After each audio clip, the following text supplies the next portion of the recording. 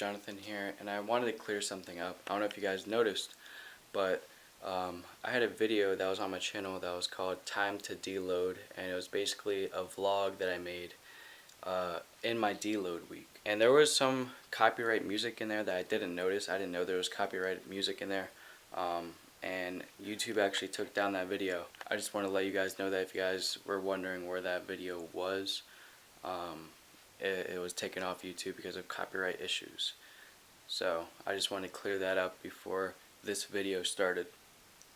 Hey, what's going on, guys? Jonathan here, and I'm bringing you guys a sort of sequel to the video I made called 5 mistakes when trying to build muscle. Well, this video is going to be 5 mistakes when trying to lose fat. The first mistake people do when they're trying to lose fat is they do not carb cycle. And what carb cycling is basically on the days you train, so the days you go to the gym or run or whatever you do, you intake more carbohydrates. So say on the days that you're training, you intake about 200 grams of carbohydrates. Now when you get to a rest day, when you don't train whatsoever, where you're just resting that day, you'd intake say 100 grams of carbohydrates. So on the days that you train, you're digesting more carbohydrates, so your body has more energy when you're lifting or when you're running. And for the rest days, since you're digesting less carbohydrates, you're not really needing that energy that you'd need on a day that you're training, because you're not burning as many calories that day.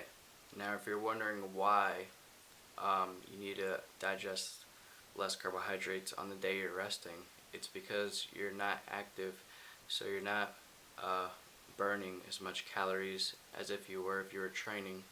So carbohydrates, if you don't know, is an energy source, and when you don't use it for, if you're training, if you don't use it, it's going to go straight to your adipose tissue, so it's going to become fat. It's going to get stored as fat because you're not using it.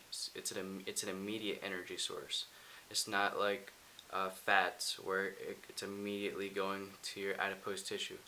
So when you're not training on them days, you want to take less carbohydrates because your body simply doesn't need them, and it's simply just going to store it as fat. The second mistake a lot of people make when they're trying to lose fat is doing cardio every single day.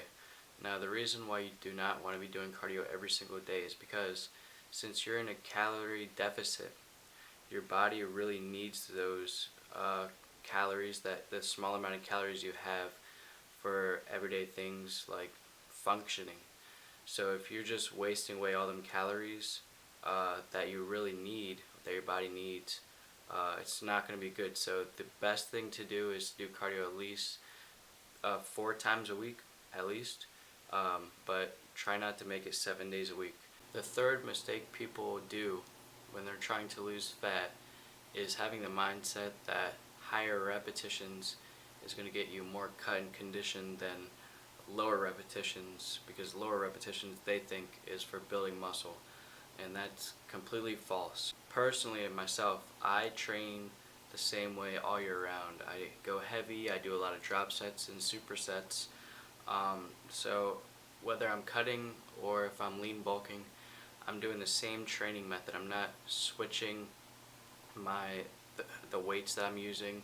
It's all the same throughout the whole year. In my last video, where it was the 5 mistakes when you're trying to build muscle, I actually talked about muscle fibers and how everybody has different types of muscle fibers. There's 2 muscle fibers. I explained that there's fast twitch and slow twitch, and that if you're slow twitch, you need the higher rep range to really see more growth than if you're doing, say, heavy weight.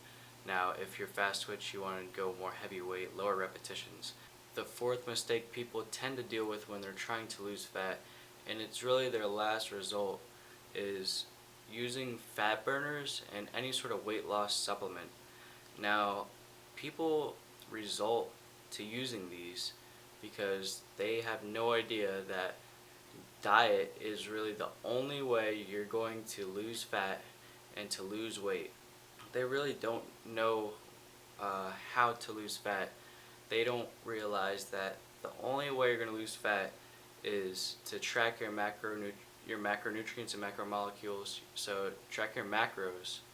It's crazy to think about, but people even younger than me are using these supplements because they simply just don't know that everything revolves around your diet when you're trying to gain muscle or lose fat. So they have nothing else to do, and they see these commercials or they see these some sort of marketing campaign that's going on for these fat burners. Their friends convince them to use them, and they jump on them.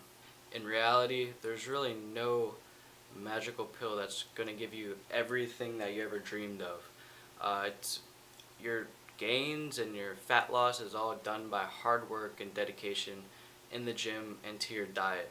So long story short, the only way you're really going to see your results in fat loss is keeping your diet on point. So training really is, I'd say, 20% of it, and the other 80% is your diet that's helping you lose that fat. You might hear a lot of people say that abs are made in the kitchen. I don't really go by that saying because they're really not made in the kitchen. You're born with them, they're muscles. What they really are, they're really revealed in the kitchen, because you actually have to make your abs actually pop out, make the blocks really form. You really want to train them. So if you want to reveal them, you really need to cut back on your calories, carbohydrates, stuff like that.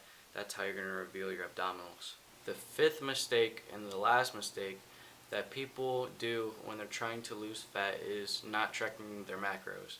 Now, I used this as a mistake in my last mistakes video, and this one is probably the biggest mistake that people do. So a lot of people, they say, oh, I don't need to track my macros when I'm cutting, I'll just eat less of everything, and that's simply just not true. You really need to count your carbohydrates, your fats, and your proteins, because if you're not getting enough of one of them things and your macronutrients is on point, you really can end up not getting the results that you were looking for. So the app that I use every single day to track my macromolecules is MyFitnessPal. Can't really see because the screen is bright, but what MyFitnessPal is, it's this app that tracks every single thing that you eat every single day. So it tracks proteins, carbs, fats, and all the micronutrients that you eat every single day. If you guys enjoyed this video, please leave a like and subscribe. If you guys done any of these mistakes, it's totally fine. I actually used to do these in my past when I first started lifting. So I really hope you guys have a wonderful day. See you guys.